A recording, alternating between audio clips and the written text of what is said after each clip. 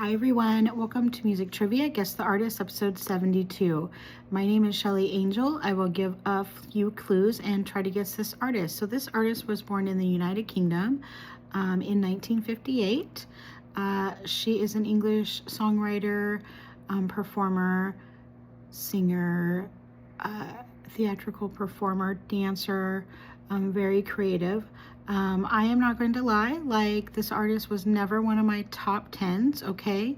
But I can respect her for her talent and also for the story I just recently read on social media. So in her teens, she was going to sign with EMI. She did sign with EMI, and they wanted her to release more poppy, disco type music, and she was like, no, I want to release this as my #1 single. They argued, they went around the bush, and she said she is not going to release the album if they don't allow her to release the single first. So she did, and in a couple months it went to #1.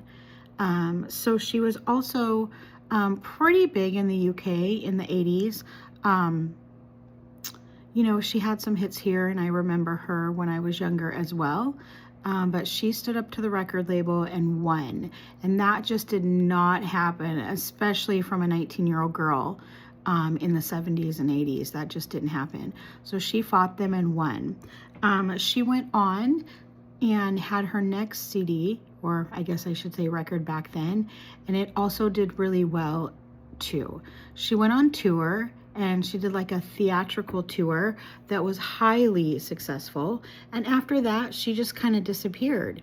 So no one had heard from her. She just kind of did like her own thing, probably lived her own life for decades and decades.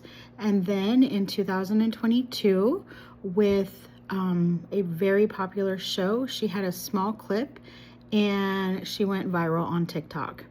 And with that, she was back on the charts at #1 as the oldest person to have, the oldest woman to have a #1 song on the charts. And I believe she was 65 when that happened in 2022. So she was the first woman to have a #1 on the British charts that she wrote, produced, and sang. And then now in 2022, she was the oldest.